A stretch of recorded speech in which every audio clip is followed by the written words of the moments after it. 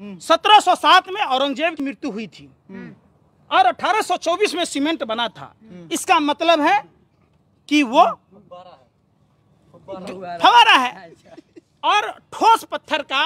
हिंदू पक्ष कह रहा है कि बाबा मिल गए, आप कह रहे फव्वारा है। नहीं है। सवाल पूछो। अरे सवाल ज्ञानवापी मस्जिद मुद्दा नहीं है, आपसे सवाल पूछो। ज्ञानवापी मस्जिद में जो फव्वारा मिला, अरे सुन तो लो मैं क्या मतलब आप पुष्टि करते हैं फव्वारा है। अरे मैं क्या पूछ रहा हूँ, हाँ। सुन तो लो। हाँ, बताइए किस चीज का बना हुआ है वो? हाँ। किस चीज का बना है? फिर मैं पूछा, सवाल पूछा। आप लोग सरकार की दलाली में ये भूल गए कि प्रधानमंत्री ने 13 बार पेट्रोलियम पदार्थों के दाम बढ़ाए और 5 बार कम कर दिया। कि पेट्रोल के दाम कम हो चुके हैं। अभी मैं 5 थप्पड़ आपको सुनो, 5 थप्पड़ कोई आपको मारे, एक बार कहे कि ये गलती हो गया।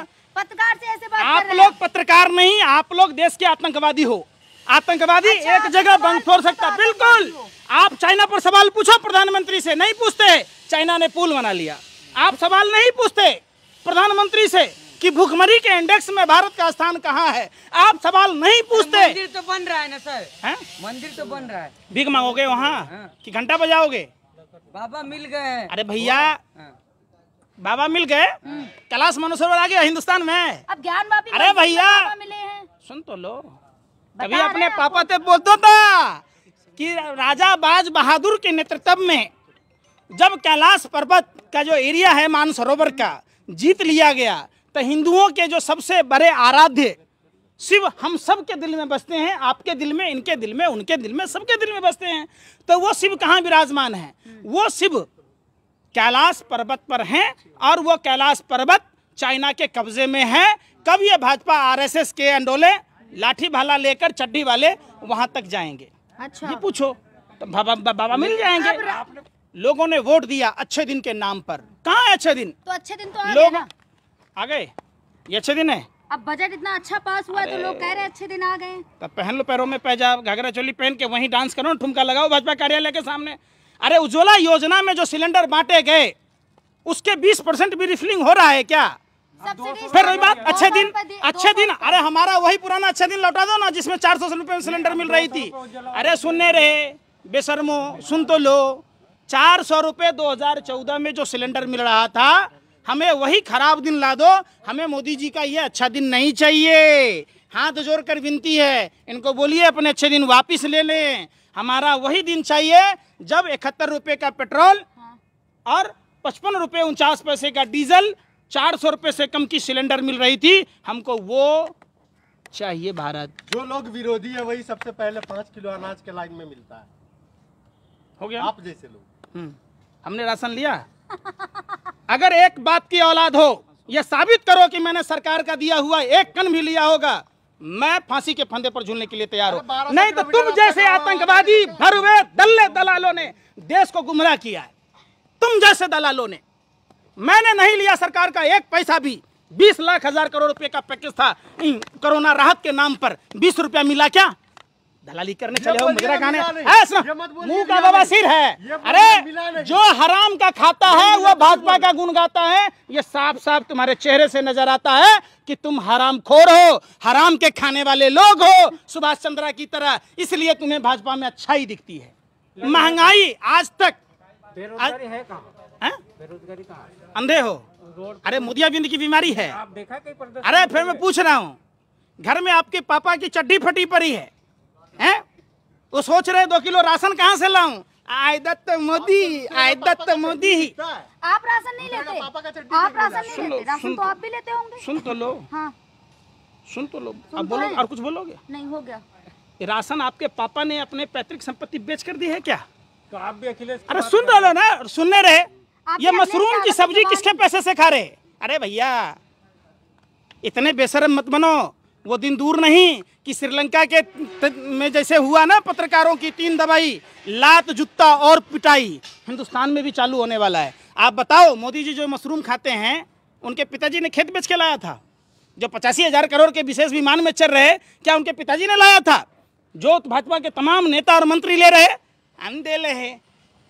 वो तो देश के लिए है ना, 85,000। आप लोग एक आतंकवादी से गए गुजरे हो, आतंकवादी एक जगह बम फोड़ सकता, सवाल नहीं पूछ रहे, सवाल पूछने की आपकी औकात नहीं है, सवाल पूछो। अरे सवाल, ज्ञानवापी मस्जिद मुद्दा नहीं है, आपसे सवाल पूछो। ज्ञानवापी मस्जिद में जो फव्वारा मिला, अरे सुन तो लो मैं क्या मतलब आप पुष्टि करते हो फव्वारा है? अरे मैं क्या पूछ रहा हूँ, हाँ। सुन तो लो। हाँ, बताइए किस चीज का बना हुआ है वो? हाँ। किस चीज का बना है? फिर वो पूछ रहा हूँ किस चीज का बना है? कंक्रीट का। हैं? कंक्रीट का। कंक्रीट किसको बोलते? अरे पत्थर और सीमेंट मिला के बनता है, और क्या है? हो गया ना? हाँ। बस क्या बस जवाब दीजिए ना। आपको आपके धर्म का वास्ता, आपको आपके माँ बाप का वास्ता, पोर्टलैंड से सीमेंट, जो सीमेंट से कंक्रीट आप बनाने की बात कहते, ये 1824 में आविष्कार हुआ था सीमेंट का। मतलब साफ है, समझिए। 1707 में औरंगजेब की मृत्यु हुई थी और 1824 में सीमेंट बना था। इसका मतलब है कि वो फव्वारा है। और ठोस पत्थर का हिंदू पक्ष कह रहा है कि बाबा मिल गए, आप कह रहे फव्वारा है। हम कौन पक्ष हैं? हम कौन पक्ष हैं? बताओ ना। आप बताए ना। तिलकधार हंस के बोले नारी या चारों काम बिगाड़ी, वही वाला बात करने चल दिए हैं। आपको भी क्या अंजना कश्यप की तरह अपनी पति को सीबीसी में चेयरमैन बनाना है? लवराई कर ऐसे नहीं। पहले बात हम क्या कह रहे, ठोस पत्थर में पानी के फव्वारे बन सकते हैं क्या?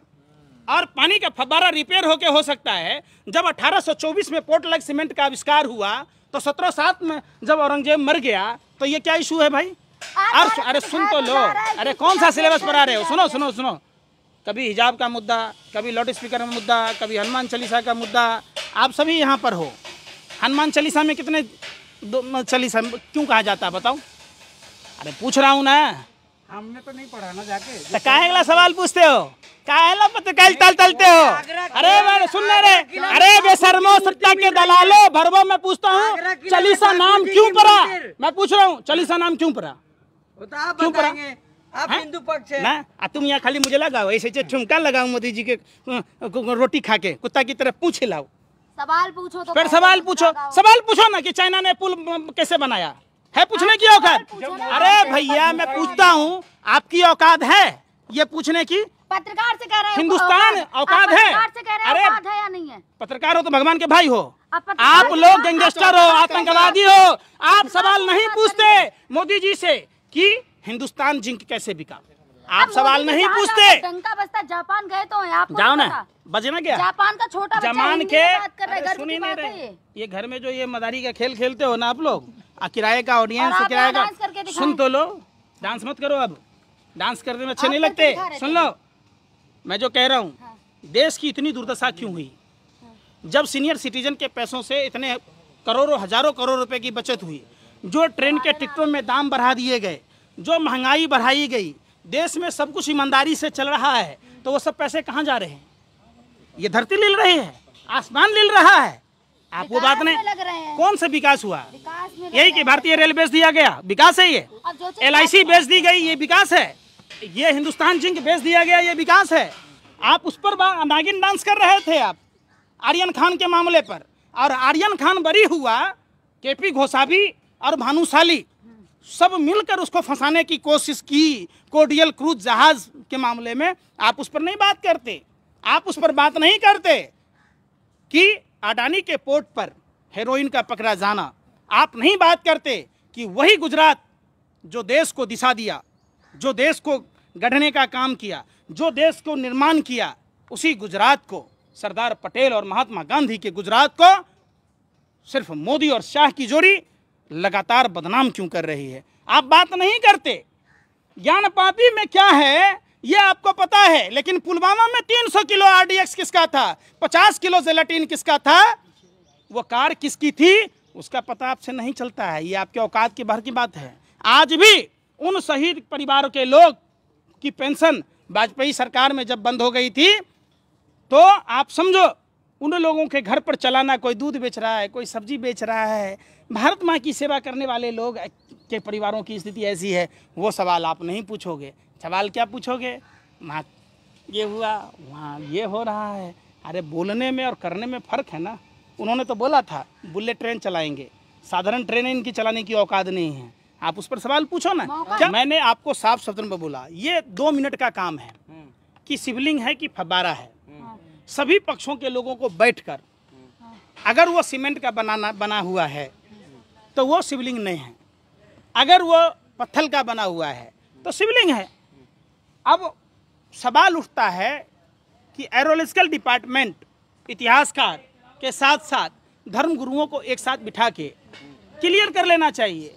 इस धर्म की आड़ में आप भारत को गर्त में ढकेल रहे हैं, ये चीज़ बर्दाश्त नहीं है। और सुनिए, हकला मत बनो, हकलाओ मत।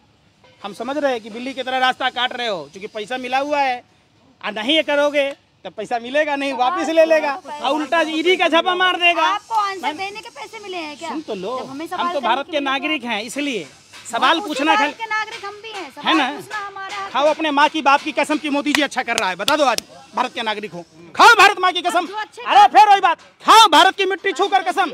पत्रकारिता करते हो आप, भारत की मिट्टी को छू कर कसम खाओ। अरे इस मिट्टी को लो, इस मिट्टी की कसम खाओ। विदेश की अरे दलालो बरवो कसम खाओ इस भारत की मिट्टी का, कर रहे हैं आप? खाओ कि हम देश के प्रति सच बोलेंगे। देश में जो सरकार है, मौजूदा सरकार ईमानदारी सरकार है, खाओ कसम। रखो ना हाथ, इस पर रख लो ना। अरे शर्म क्यों आ रहा है, क्यों दांते फाड़ रही हो? हाथ रखो ना, ये भारत की मिट्टी है। अरे इसको ऐसे लगाओ अपने सीने से, माथे से, ये मिट्टी है भारत की, इसी मिट्टी में दफन होना है। अरे बेशर्मी की हद छोड़ो, नाचना तमाशा करना बंद करो, खाओ मिट्टी की कसम। सवाल नहीं, सवाल पूछो कि देश बेचना उचित है। जो हम आपकी बात क्यों सुनेंगे? आपको पैसा मिला है सुनाने की, हमको नहीं मिला है। हम लोग ये मिट्टी की कसम खाओ। अरे आप सभी दलालों को खुला चैलेंज है, किस भारत माँ की मिट्टी का कसम खा के बताओ कि जो सरकार बैठी है वो बिल्कुल सही है। जो अच्छे काम किए उनके बारे में बताएंगे। बता दो ना अच्छा काम। लो मिट्टी पर हाथ रख के कसम खा लो ना, खाओ ना आप भी मोदी जी की तरह सौगंध इस मिट्टी की। देत दुतने नहीं दूंगा, देत बिकने नहीं दूंगा। ए लाई